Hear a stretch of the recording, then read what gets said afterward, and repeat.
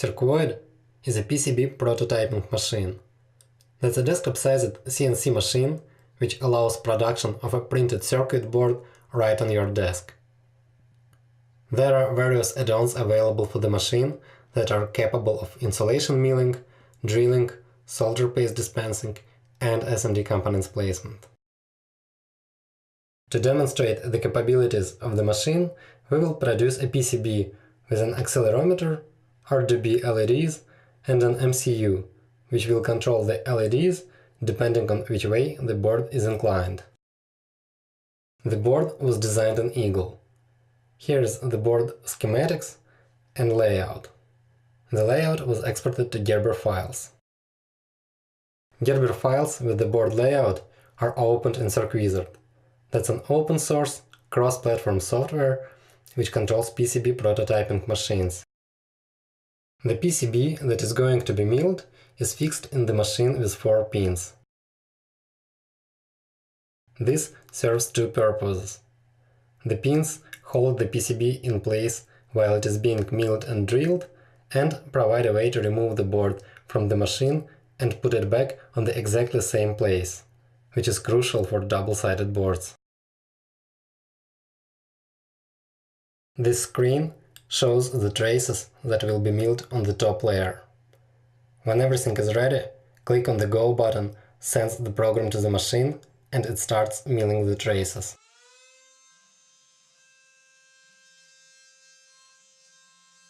The tool follows the outline of every trace on the board and isolates it from surrounding copper. One by one, every trace is isolated. There are tools with different diameters. This one has a conical shape, and its diameter is 0.2 mm at the tip and 0.5 at its widest part. It took slightly over 10 minutes to mill the top layer. Sometimes copper residues can be left on the traces. It can be seen on this board. Those can be removed with a very fine sandpaper. It needs to be really fine, otherwise the board will be scratched.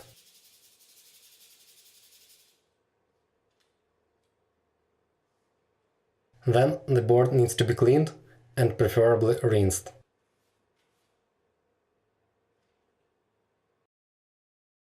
That's what it looks like after finishing and cleaning.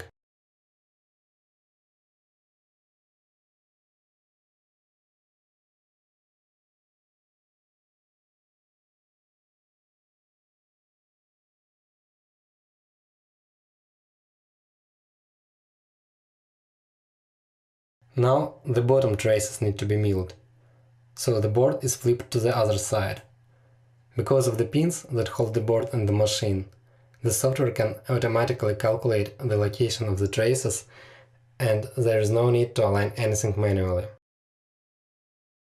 That's the bottom layer of the board. Again, click on the Go button, starts milling.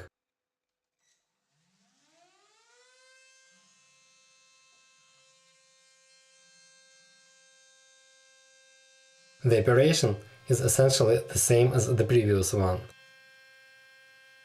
There are less traces on the bottom layer, so milling will take something like a minute. We are using the same tool again, as there are no small traces here.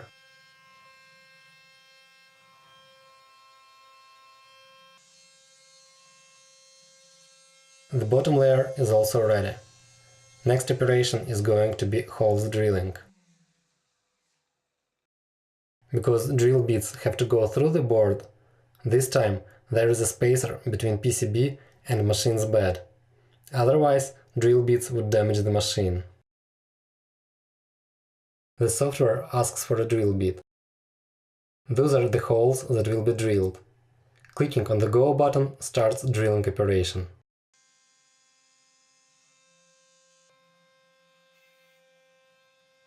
These are the holes for the vias connecting top and bottom layers of the board. They're drilled with 0.6 mm drill bit.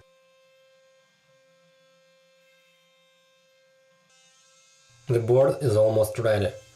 The last machining operation that needs to be done is contour milling, to get the board out of the laminate.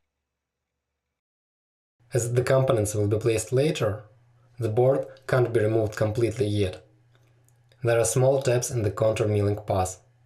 These are small enough to be easy to break, but sufficient to ensure that the board stays in one piece as long as it is needed.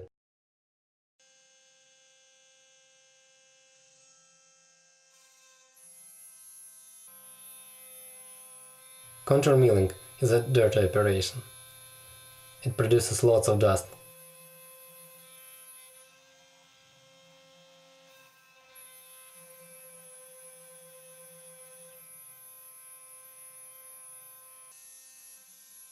Now milling and drilling operations are finished.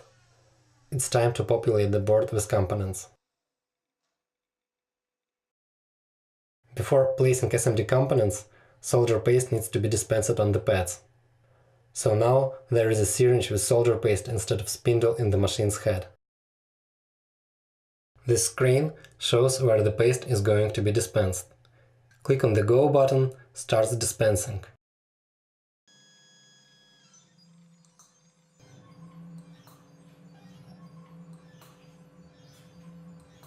Sometimes a pad can be missed. It's not a big deal. We will fix it later.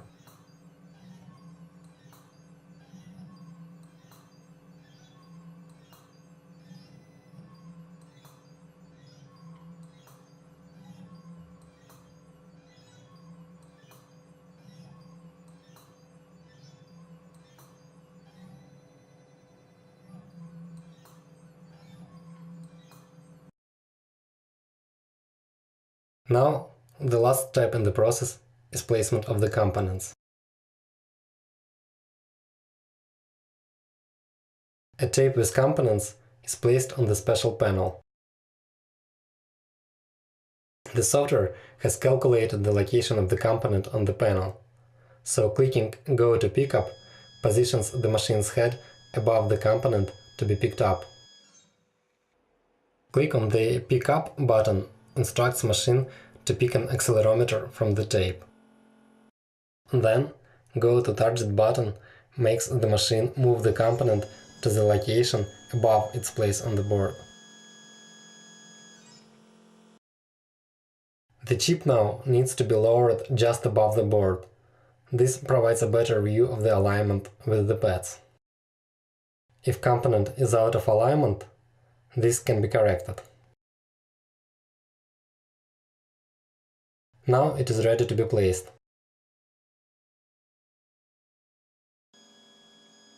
Next component to be placed is an MCU. Again, the chip is lowered to check the alignment.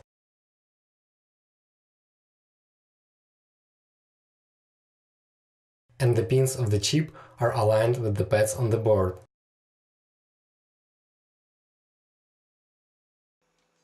Now go current limiting resistors. This board uses resistors in 0603 package size.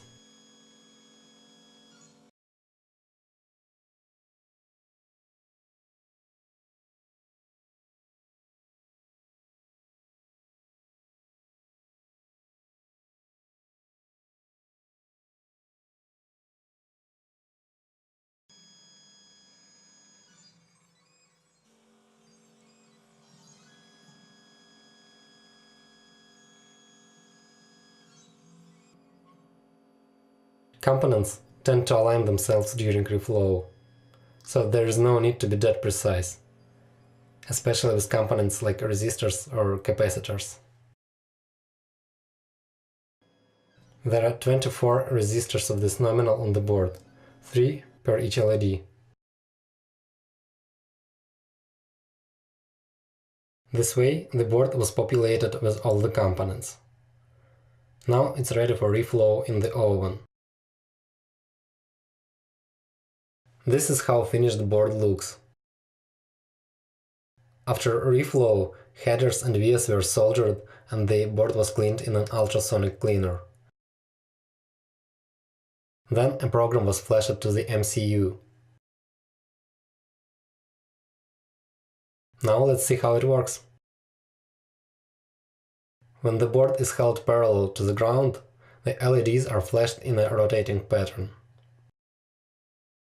When the board is held like this, the LEDs indicate the rotation angle.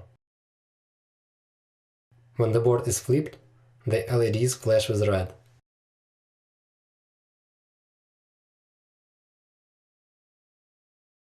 The machine featured in this video is available for sale at circuit.com. Just in case you want to have a look at this board's design files or a source code of a microcontroller program, these are also available there. Thanks for watching this video. We'd love to hear your feedback. Please leave it in the comments.